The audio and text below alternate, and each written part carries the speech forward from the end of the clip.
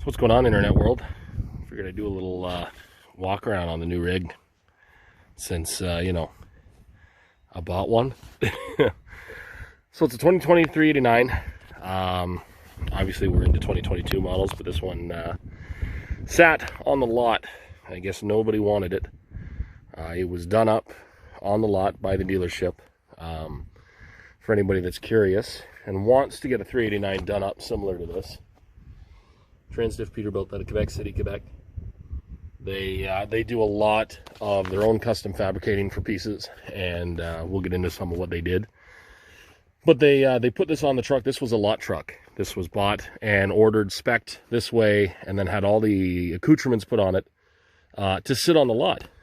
And they tinkered with it and added things, and really made it a cool custom ride.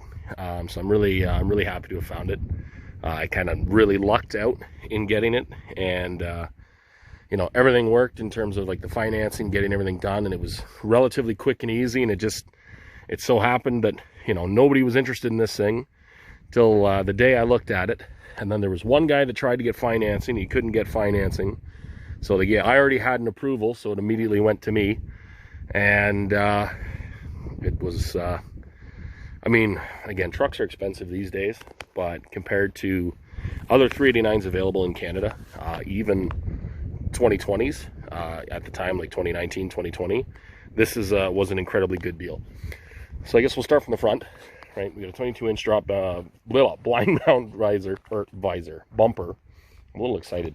I'm going to have to deal with the fact that there ain't a whole lot of ground clearance anymore, so that's on me. So they added the extra grill bars to make 7. They added the, I guess it's the 359 style double round JJ lights. LEDs, which are fucking great. I gotta line them up, but that's just a set screw in here. With the visors, I got them to add bullet lights in the bumper. Bullet lights on the visor and bullet lights in the mirror. That it didn't actually have any of that stuff. One of the things I really like with this truck is the old school Peterbilt logo. I've never actually seen these. To be completely honest, I didn't think that Peterbilt had an older logo. I had figured it was the oval in some variation for my entire life. And then I discovered that it's the, there was an older logo. The only thing I'm not fond of is you can still see, I gotta get a polish guy to buff this out. You can still see the outline of the oval. But that's, again, you're pulling old stuff off. It's the same thing, pull the logos off the side. So there's 2 rivets, but the same, you can faintly see the outline of the old logo. But again, that's kind of, that's what happens when they're there. So it's Alcoa Durabrights level 1s all the way around, Bridgestone 11R 22.5 rubber all the way around. No low pros or anything like that. Just a, kind of a normal spec. I guess you could argue a normal spec for Canadian trucking, but I like that I did this. Company numbers, I put that on. I got that put on. I'm not smart enough to put that on. The old school breathers, something that is interesting that a lot of people don't realize. The stainless cover is an add-on, but these breathers, which seem to be really popular right now because of the whole 359 old school aesthetic, these are the cheapest breathers that Peterbilt offers. They're a factory, just a 13-inch breather. And again, they normally come with a painted cover, so the chrome cover is a slight upcharge, but the whole breather is still way cheaper than the 15-inch like high-end chrome ones, if you like this kind of old school look. So they added, it's a 12-inch drop visor, the chrome window surround was all added by the dealership. True moto mirrors. A lot of times a lot of times nowadays, I think, and me especially, I thought there were only 2 different mirrors you could get with Peterbilt: the modern Aero mirror, or the mirrors I had on my blue truck, which were the convex and the flat mirror were separate, but I think they're a Peterbilt factory mirror, so the entire outline, like the outer edge of the mirror, was held together with, honestly, I think it was electrical tape is what they put on it. And the tape would peel, it would begin to whistle and howl. These mirrors, again, it's just a full surround. None of those issues, right? It won't give me any problems, right? My name on the door already, Transdiff. So we'll get into the inside, but it is a PACCAR motor. Another thing I really liked was they added the stainless step covers.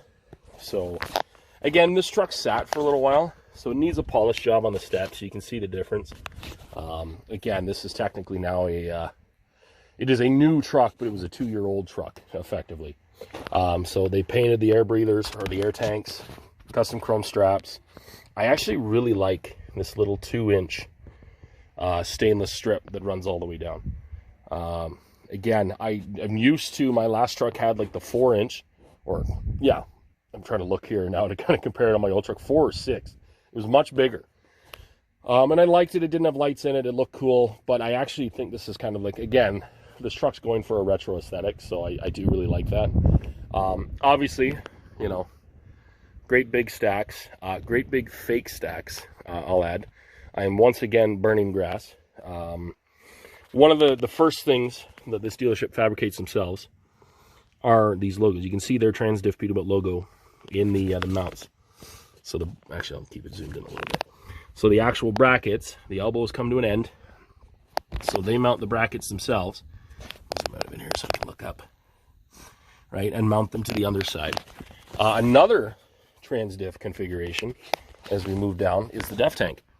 I originally, in pictures, I thought they had painted the def tank, painted the chrome or stainless surround, and either A, left these 2 stripes unpainted, or B, they'd put straps over a strap, right? A def tank, you get a black plastic def tank, you put a large stainless strap around it. So then my dad and I were trying to figure out, did they paint that large strap and then add chrome straps on top? But no, what they did is build an entire housing. So this is an entire 1-piece housing around the def tank, so you can see an elongated nozzle. It's a little easier if I take the lid off. Like, you can see an elongated nozzle into a medium-sized def tank. It's almost big enough. You couldn't quite fit a large def tank inside there, but a medium def tank, which again is really all you need. This truck came out just before the new regulations that require trucks to have I think it's a 2-to-1 def ratio, or a 1-to-1 def ratio, sorry. So for every fuel up, you need 1 def fuel up. This with the medium tank, a 110 on the passenger side, a 150 on the driver, or on a 110 on the driver's, 150 on the passenger, is a 1-to-1 fuel ratio. I could be wrong. They want a 2-to-1, I think is what it is now. For every fuel up, you can go 2 def fuels, or 2 fuel ups for 1 def fill up, right? So my blue truck had the large def tank, which created problems with where the fuel tanks lined up. And it was, again, I could go for 3 trips, 3 fuel ups without needing def. But it's technically 2 fuel ups for every 1 def fuel up. So again, they painted the tanks. It's all painted. It's not a vinyl wrap, which is great. But as soon as stones start chipping stuff, it's going to suck. You know, twin stainless straps. They're not big 7-inch straps. They're just 4-inch straps. But again, with the retro aesthetic of the truck, I think it works out. 280-inch wheelbase, longest truck I've owned. The other 2 I've owned have actually both been 260. Again, not that it makes a huge difference. 280 is still kind of short by a lot of American standards. But anything over that, like 300, is too big. Look at a little spider, buddy. Let's get you off the truck. Oh, or in the frame, whatever. Yeah, go hide. Climb on. No, don't jump off. I'm trying to get the spider on a much less silly place to be. Come on, just climb up. I'm going to put you in the grass. There's no bugs here. He doesn't work. Sorry. So we've got the box with the I've already installed these quick connect fittings. They weren't actually included. I had to get them. I do really like these, and again, I'm not sure if this is a Transdiff fabrication or you can buy these and install them yourself, but again, they put covers on this, not the airbags, but just on the shock struts, which again, I think is really cool. Replace the lights with LEDs. All right, so we've got all LED load lights. No step access. I've got no railing or anything back here, but again, you don't want to be standing on that. That is not really particularly durable. They put a matching visor on the back, which I think is like kind of adorable, like in a good way. The only thing that kind of takes away the old school aesthetic is that The reverse lights or your load lights, whatever you want to call them, are on the side of the bunk instead of the back. My blue truck, they were on the back, but these are more practical, they're more useful. Once they're on the back, especially because I pulled dry boxes right now, as soon as you have a trailer on, those lights become useless. You can't use them to help you back up, right? Hoge-built or Hogue-built deep drop fenders, half fenders. And again, another Transdiff custom thing is this large plate, right? So they're blind mount, right? So again, they're mounted into here. But Transdiff adds this large plate with this bracket that they, I think, probably bolted in or welded in behind. To my father had this issue. He started with blind mount fenders, or they weren't blind mount. They had the sleeve here, but because you've got the fender so long from here and around this curve to the bottom, the whole fender like wiggles, right? It wiggles on, like that's the only structural support. So they start to crack. So he ended up getting a crack like right through here, kind of across the middle, and he had to replace them and basically blind mount them. So again, something to bear in mind is try to get some structural support. I think there's probably a mount on the back too. Yeah, there's a mount back here as well, so that the ends of the ends of the fender are supported. Again, Bridgestone M6760 Eco PLA tires. You know, again, it's just 11R22.5. They added all of the, that was a nice thing too, the dealership added all of the hub covers, or the nut covers. I likely get the top hats just because they didn't paint, they're aluminum hubs, and they painted the outside edge, but they've started to rust, again, because they've sat, right? You can see it far more on this guy, right? There's a bit of rust in there, which again, it doesn't, like, it's not a quality issue, it's just, again, the truck sat. So another one that they did is kind of an interesting rear light setup. I think it's a custom fabrication, I'm not entirely sure, because it keeps the factory mud flaps and hangers, but has these 5 lights in the center. And the nice thing with these is these are all the dual stage Revolution lights. So my dad found out, actually, because he watched me back in. These lights, they're all red, right? Left is turn, right is blinker. The 2 in the middle are stop lights, and I think the one in the center is just a marker light. But when you put the truck into reverse, all 5 turn white and become reverse lights, which again is really helpful. I'm not gonna lie. It suddenly looks like it's, you know, we're out of winter and into the spring, and you know, when I backed in here at night like this, I thought I was backing into a snowfield. It was so light. So now we're in the back of the differentials. This is 3-way lockers, right? So I've got full lock on the front drive axle and a partial lock on the rear, like it'll engage the rear. The only other thing that I'm not entirely sure of on this truck, we'll see how it goes, is the fact that the truck is drum brake all the way around. My previous truck was disc brakes. This truck stops faster right now because the brakes are new, but we'll see how long that lasts. It's sitting on low air leaf. Again, Peterbilt Steve's about the only guy that does like bolts, so it is all hucked, which again, it is what it is, like, you know. So we come onto this side and you'll notice there's no grass burner. I got fake stacks, but no grass burner. Here's another thing the Transdiff did. They chopped it. So it's all tucked in there, nice and hidden. So, I mean, again, it's hokey and it's not at the same time. I like the fact that you don't have a dirty pipe, because again, like from the factory, they're not stainless, they're not attractive in any way. You don't have it sticking out at all, right? But of course, people are immediately going to assume that I'm trying to convince people that I don't have a grass burner. And again, I've said it in other videos, I've said it back when I streamed, I don't care, right? I like the fact that I can have great big straight pipes on here, right? Stovetops, and I mean, they've got heat shields, but the heat shields are useless, but they fucking look cool. But the fact that I can have those, and nowadays, more importantly, I can have a matching step on the passenger side, right? Because if you have real exhaust, this step becomes your DPF housing. So Peterbilt has an entirely different step. It's larger, it sticks out more. Kenworth used a larger step on both sides, so their steps, I think their dimensions are slightly different, but from appearances, the steps match. Peterbilt, they don't, right? This step is what's always on the driver's side, right, for your battery box. And on the passenger side, the step is completely different. Now, this is an actual storage step. So I'm not going to pull it apart on camera, but there's empty storage in there. I can actually store things. So instead of putting my washer fluid and stuff under the bunk, I can put it in there. So much handier. The dealership added the chrome surround on the what do we want to call it, blind spot window, peak window. Removed the mirror, added painted window chops. I think they are a 6-inch. We measured them the other day, but I got a memory of a goldfish. Same thing, custom stripe. I was very lucky that the vinyl company that does my company's vinyls was able to match the color actually identically. We figured out the name. It is Autumn Clouds Gray, for anyone that cares. And they were able, like I said, to match the color. Again, maybe not. It's hard to tell, right? I mean, again, the stripe versus the logo. But we took a piece. They left the dealership left me vinyl, like still like some of the striping in the truck, and we literally stuck it to a big sheet they have, and it disappeared. So that in theory means it's in matching color. So we'll pop the hood and have a look. So I just finished a grease job on this. Again, it sat for a bit, so I wanted to make sure that it had all fresh grease in it. So there's going to be some grease, you know, sitting around. Here she is, a big, dirty PACCAR.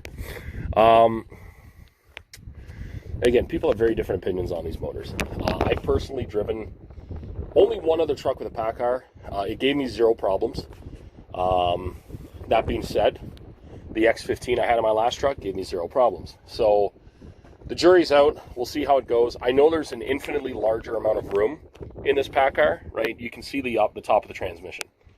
This motor is much shorter this way, and also much narrower than a Cummins. But again, it's a 13-liter motor, but it still puts out 510 horse. This is the 510 1850 torque. You know, it doesn't really look much bigger than a large pickup engine, right? But comparing my bobtail fuel economy with my bobtail fuel economy in my previous truck, this truck's phenomenally better. Again, I haven't pulled a wagon yet, so I won't know like real numbers for a while, but they are, as a bobtail overall, quite good. So again, the jury will be out for a bit as far as how it actually performs. But for the time being, it's pretty good. I'm going to do one of these up because I have goldfish brain and may forget later. So I guess we'll go inside. So again, there isn't a whole lot going on in here just yet. I'm going to do a thing here. I'm starting to adopt my old man's techniques and taking my shoes off without ever actually bringing the shoes into the truck. But because my hand's full right now, I'm going to have to kick one off. That's okay. We'll survive. So the only other, this leads me to the next quibble of this truck, is it has the premium interior, right? Or platinum interior. I love this steering wheel. I added this, the SCI wheel. 3-spoke. Oh, so nice. Is that they put the wood grain lower with the black plastic upper. Again, it's the high-end interior, but for some reason, like, dealerships kind of do it at random, right? Some guys want to paint the upper. Some guys, like a buddy of mine has this center pillar has been replaced with a chrome piece. He's got all the extra chrome pieces around the gauges. So black and chrome looks good. I like my interiors to look roomy, like a nice, warm, cozy, like, study with a fireplace. So wood grain for me is more appealing. That being said, these two panels together are about 840 Canadian dollars before taxes, so about $1,000 to change them. And the passenger in front of there is plastic as well. So again, it's a flat top. You lose a lot of storage and a lot of headroom, right? So for whatever reason, my last video kind of stopped midway. I don't think I touched anything, so I think it just decided to stop filming after 19 minutes. So we'll might cover a few things here again, but I'll try not to. I checked out where the video ended. So, like I was saying, it's a flat top, so you lose a fair bit of headroom, right? You got not much above you. You also lose the ability, even though I have the premium sound in here, you lose the tweeter, like the high-pitched tweeter speaker. Again, I haven't really noticed a difference I'm also partially deaf, so that might have something to do with it. As you can see, I'm finding like little bits of plastic and stuff. That's from a bag that's inside the glove box. Let's tuck that back in there. There. Again, I have a coat sitting there. There's a hook back there that I think last time I was in this thing, I just tossed stuff in. I've already changed the shifter as well. I decided this time around I'm not going to extend it. I had a foot extension, which brought it up to about yay high-ish, which for me isn't bad. But when you're in your even-numbered gears, like, 2, 4, 6, and 8, you're back here, right? So you're reaching almost into the bunk. Again, I was used to it, but it's kind of nice to just, it's, where your arm naturally rests instead of this. I mean, it's fucking cool. Don't get me wrong. It is cool to have your arm up here, hanging off the shifter, rolling through the truck stop. But this is more comfortable, so we'll go with that. Factory CB, Cobra 29 Limited Classic. I have a digital one that I might put in, but I don't necessarily need to, other than that I can change the digital display to match. Like I can give it red lettering or red LEDs, so it'll match the interior colors. With a gear keeper, I haven't quite found a way to. I'm gonna have to tuck the cable up a little bit here. I think that's hanging down a little too much, right? We got a pull horn. I'm not gonna pull it just because I have neighbors, and those neighbors might be a little upset if I'm just blasting fucking horns everywhere.